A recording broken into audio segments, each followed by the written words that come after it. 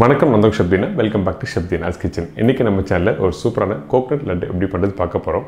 அது மட்டும் இல்லை, இன்றைக்கி நவராத்திரி ஸ்டார்ட் ஆகுது. இந்த நவராத்திரியில் டெய்லி ஒரு ஸ்வீட்ஸ் நீங்கள் வீட்டில் பண்ணி சாமிக்கு பிரசாதமாக கொடுப்பீங்க. ஸோ அதனால் இன்றைக்கி ஒரு சூப்பரான தேங்காய் லட்டு எப்படி பண்ணுறது பார்க்க போகிறோம். இந்த தேங்காய் லட்டு வந்து நான் டெசிகேட்டட் கோகனட் வச்சு தான் பண்ணியிருக்கோம்.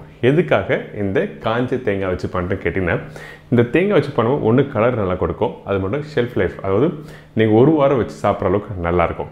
அதுக்கப்புறம் நீங்கள் ஃப்ரெஷ் தேங்காய் வச்சு நீங்கள் பண்ணணும்னு நினச்சிங்கன்னா பண்ணலாம், ஒன்றும் தவறில்லை. ஆனால் தேங்காய் வறுத்துட்டு பண்ணும்போது கொஞ்சம் கலர் மாறும், இதுதான் வித்தியாசம். அது மட்டும் இல்லை, ஃப்ரெஷ் தேங்காய் வச்சு பண்ணும்போது ஒரு 2 நாள் இல்லை 3 நாள் தான் வச்சு சாப்பிட முடியும். இப்போது இந்த ப்ரிப்பரேஷன் எப்படி பண்ணுறது பார்ப்போம். அதுக்கு முன்னாடி தேவையான பொருட்கள் பார்த்தலாமா. கோகனட் லட்டுக்கு தேவையான பொருட்கள்: டெசிகேட்டட் கோகனட் 200 கிராம், பால் 200 ml, சர்க்கரை 100 gram, fresh cream 100 ml, mixed dry nuts and fruits 2 table spoon, நெய் 2 டேபிள் ஸ்பூன். இதாங்க இந்த ப்ரிப்பரேஷன் தேவையான பொருட்கள். ஃபஸ்ட்டு அடுப்பு ஆன் பண்ணி ஒரு கடாய் எடுத்துக்கங்க. அந்த கடாய் கொஞ்சம் திக் பாட்டமாக தான் நல்லாயிருக்கும், அப்போ தான் அடி பிடிக்காமல் கரெக்டாக மிக்ஸ் ஆகும். இதுக்கு பிறகு 1 டேபிள் ஸ்பூன் நெய் ஆட் பண்ணியிருக்கேன். இந்த நெய் சூடாக வேண்டாம், கொஞ்சம் லைட்டாக மெல்ட் ஆன பிறகு நம்மக்கிட்ட இருக்க இந்த ட்ரை ஃப்ரூட்ஸ் ட்ரை நட்ஸ் இதில் ஆட் பண்ணுறோம். போட்ட பிறகு கொஞ்சம் லைட்டாக மிக்ஸ் பண்ணுங்கள். அதே டைமில் நெய் சூடாக இருக்கக்கூடாது, சரிங்களா? ஏன் கிட்டனா, இந்த டெசிகேட்டட் கோகனட் இதில் ஆட் பண்ணும்போது உங்களுக்கு சூடாக இருந்தால் உங்களுக்கு கலர் மாறதுக்கு சான்சஸ் நிறைய இருக்குது. அதனால தான் மிதமான சூடில் இந்த டெசிகேட்டட் கோகனட் மிக்ஸ் பண்ணணும்னு சொல்கிறேன். இப்போ மிக்ஸ் பண்ணி முடிச்ச பிறகு கொஞ்சம் லோ ஃப்ளேமில் நீங்கள் வறுத்துருங்க.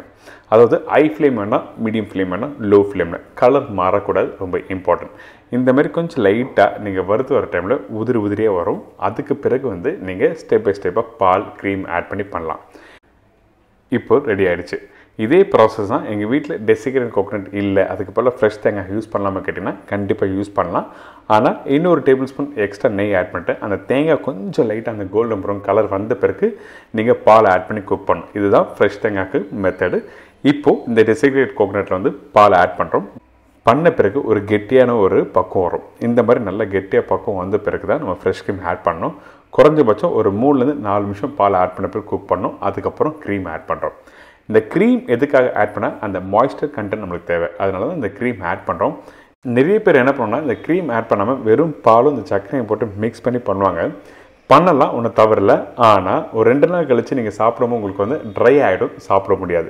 அதனால தான் இந்த க்ரீம் ஆட் பண்ணி அந்த மாய்ஸ்டர் கண்டென்ட் வேணும்னு சொல்கிறோம்.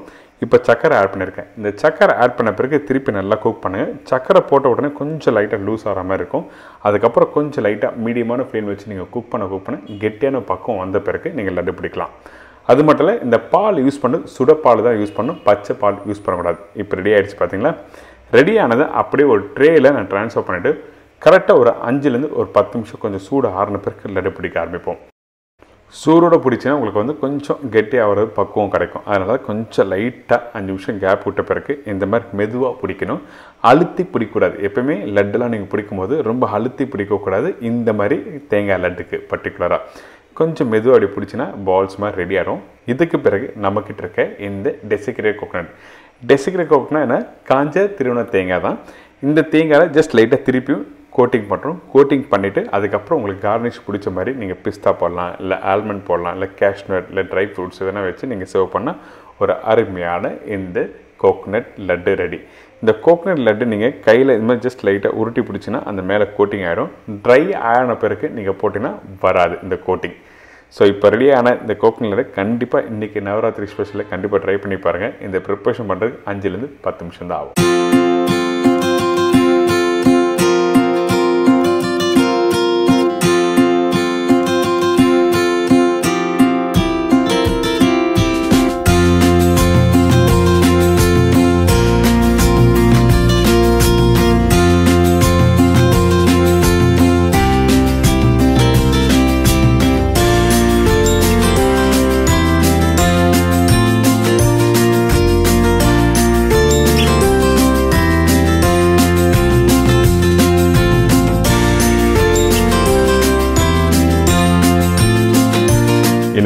தேங்காய் லட்டு எப்படி பண்ணுறது எல்லாருக்கும் ஈஸியாக தெரிஞ்சிருக்கும். கண்டிப்பாக வீட்டில் ட்ரை பண்ணி பாருங்கள்.